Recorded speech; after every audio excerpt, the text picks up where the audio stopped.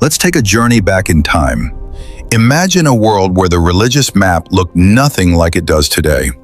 A world where temples to Zeus towered over Athens, where druids performed sacred rituals in European groves, where fire temples illuminated Persia, where the Kaaba housed hundreds of tribal gods. This wasn't mythology, this was reality. Just 1,500 to 2,000 years ago, humanity followed an extraordinary range of belief systems. But these religions didn't simply fade away. They were actively replaced, suppressed, and transformed as two missionary faiths, Christianity and Islam. Before we examine replacement, it's important to appreciate what existed. The ancient world was incredibly diverse religiously. These were not primitive superstitions. They were complex frameworks with priesthoods, temples, sacred texts, and philosophical traditions that shaped entire civilizations. In the Mediterranean, from Spain to Syria, Britain to North Africa, one system dominated: Greco-Roman paganism. This was polytheism on a grand scale. Zeus, Jupiter, Mars, Athena, Apollo, Venus, each governing a domain. Soldiers prayed to Mars before battle. Merchants honored Mercury. Politicians consulted oracles. Then Christianity arrived. At first persecuted, everything changed when Emperor Constantine converted in 312 CE, after reportedly seeing a vision before battle. By 380 CE, Christianity became Rome's official religion. Pagan temples were closed or converted into churches. Within 2 centuries, Greco-Roman paganism, the religion of emperors and philosophers, was effectively extinct.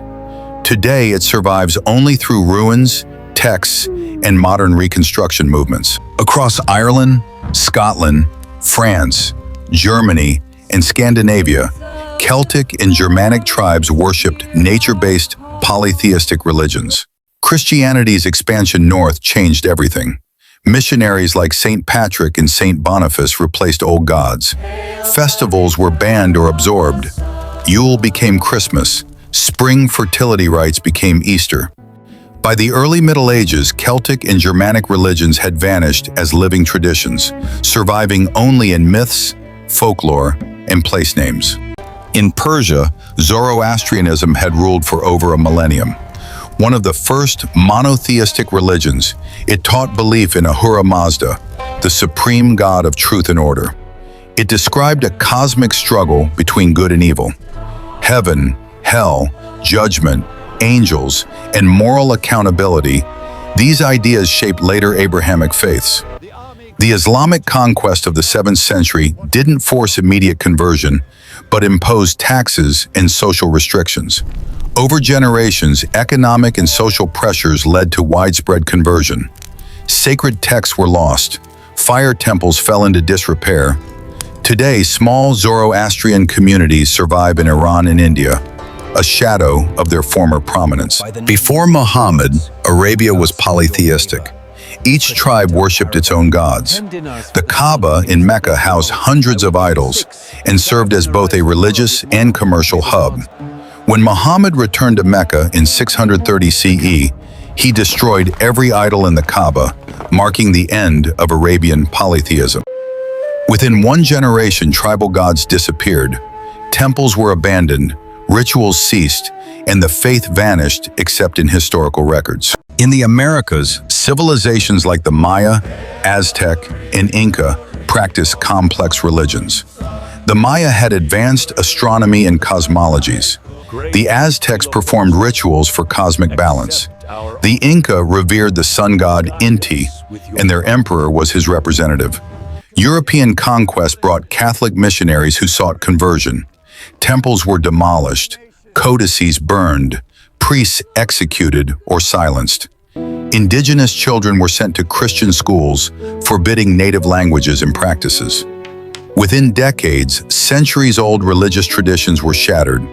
Today, only fragments survive in syncretic practices and oral traditions. echoes of what once was a living, breathing, spiritual world. Central Asia, including modern Afghanistan, Uzbekistan, and Turkmenistan, was once a Buddhist heartland connected by the Silk Road. The Bamiyan Buddhas symbolize this rich heritage. Islamic expansion gradually replaced Buddhism. Monasteries lost support, scholars fled, and conversion increased. By the 10th century, Buddhism had largely disappeared from the region. Today it thrives in East and Southeast Asia, but Central Asia retains almost no living trace. Several factors made these faiths effective at replacing older religions. Both emphasized missionary duty, with conversion often tied to social, economic, and political incentives. Both demanded exclusive allegiance, leaving no room for syncretism with older faiths. Traditional, localized religions couldn't compete with this combination of universality, power, and organization. The replacement of these ancient religions wasn't merely about belief. It erased living traditions, rituals, art, music.